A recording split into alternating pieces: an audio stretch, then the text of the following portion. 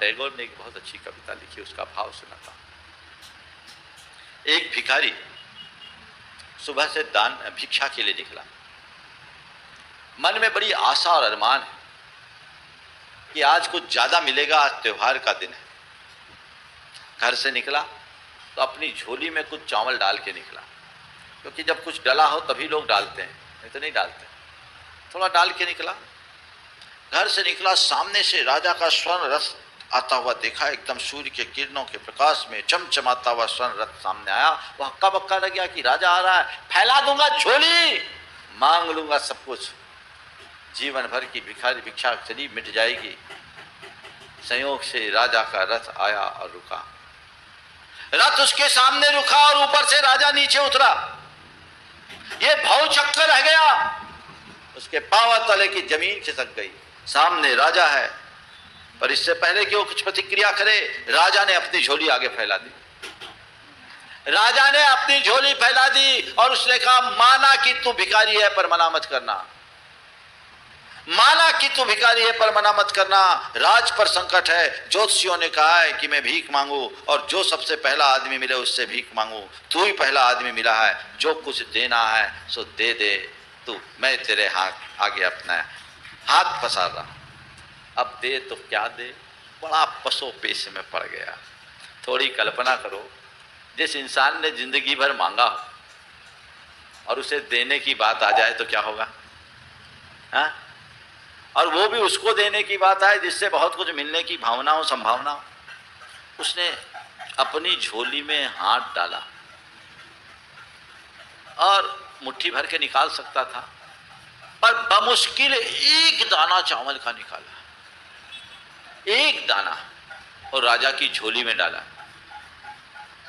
राजा ने झोली समेटी, रथ पर सवार हुआ और चल दिया। धूल उड़ाता रथ चला गया और ये भव चक्कर रह गया। अरे क्या हुआ, मिलना तो दूर, एक दाना चला गया। उस दिन भीख मांगी, बहुत भिक्षा मिली, पूरी झोला भर गया। ऐसी भीख उसे वर्षों से नहीं मिली थी, लेकिन बुझे हुए मन से घर पहुंचा। उसकी धर्मपत्नी ने जब उसकी झोली देखी तो कहा, धन्य है, आज तेरी झोली तो कभी भर कर आई नहीं। उसने कहा, अरे पगली, तुझे क्या मालूम कि आज मैंने क्या कमाया।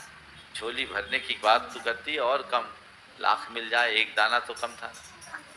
लाख मिले एक दाना कम था। वो बड़ा दुखी था। पत्नी ने अपने पति के भावों को अनदेखा कर झोली को उड़ेला, तो उसी झोली में उसे एक दाना सोने का दिखा, एक दाना चावल सोने का दिखा।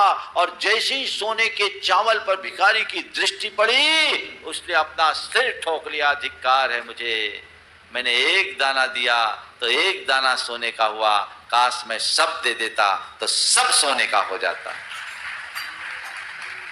सब दे देता सब सोने का हो जाता। पर अब माथा ठोकने से क्या फायदा, अब कोई उपाय है क्या? पर बंधुओं, पता नहीं ये घटना कितनी सच है, लेकिन इसका कथ्य 100% सत्य है।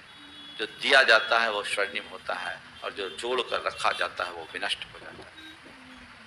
मैं आप सबके चिंतन के लिए एक बात कहूंगा। जब मैं जबलपुर में मड़िया जी के दर्शन कर रहा था, मड़िया जी का जो मंदिर है आप सबको पता है, एक पीछनहारी ने बनाया, चक्की पीस कर आटा पीसती थी, हाथ चक्की चला चला, उसने मड़िया बनाई। जब पहाड़ी पे था तो दूर मुझे एक खंडहर दिखाई पड़ा।